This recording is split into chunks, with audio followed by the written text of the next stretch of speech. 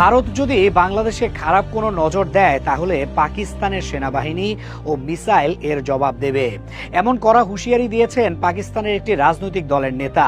পাকিস্তান মুসলিম League Q PMLQ এর সঙ্গে যুক্ত নেতা কামরান শাহেদ ওসমানী এক ভিডিও বার্তায় সরাসরি ক্ষেপণাস্ত্র ব্যবহারের প্রসঙ্গ টেনে বলেন, বাংলাদেশকে লক্ষ্য করে কোনো হুমকি তৈরি হলে পাকিস্তানের সেনাবাহিনী ও সামরিক সক্ষমতা প্রস্তুত থাকবে।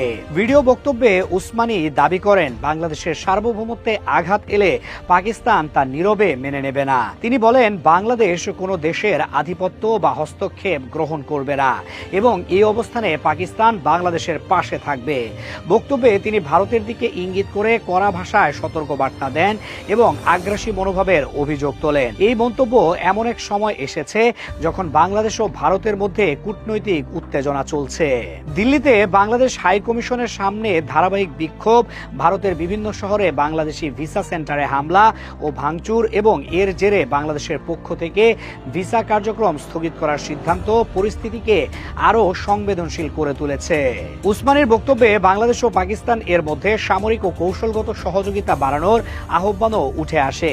তিনি প্রতিরক্ষা, প্রযুক্তি ও নিরাপত্তা খাতে দুই দেশের ঘনিষ্ঠ সম্পর্ক গড়ে তোলার প্রয়োজনীয়তার কথা বলেন এবং ভবিষ্যতে যৌথ নিরাপত্তা কাঠামোর ইঙ্গিত দেন।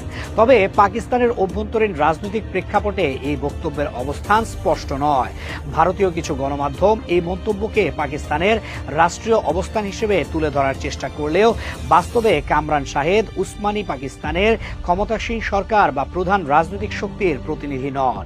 PMLQ দলটি দেশটির রাজনীতিতে সীমিত প্রভাব সম্পন্ন একটি দল হিসেবে পরিচিত। এ বিষয়ে এখন পর্যন্ত পাকিস্তান সরকারের পক্ষ থেকে কোনো আনুষ্ঠানিক প্রতিক্রিয়া আসেনি।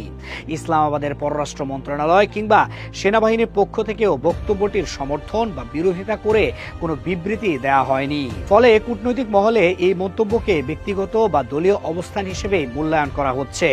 বাংলাদেশকে ঘিরে প্রকাশ্যে ক্ষেপণাস্ত্র ব্যবহারের হুমকি দক্ষিণ এশিয়ার নিরাপত্তা পরিবেশে নতুন উদ্বেগ তৈরি করেছে। নিরাপত্তা বিশ্লেষকদের মতে রাষ্ট্রীয় পর্যায়ের সিদ্ধান্ত ও আনুষ্ঠানিক নীতির বাইরে এমন বক্তব্য আঞ্চলিক উত্তেজনার সময় পরিস্থিতিকে আরও জটিল করে তুলতে পারে এবং তা ঘনিষ্ঠভাবে পর্যবেক্ষণ করা হচ্ছে।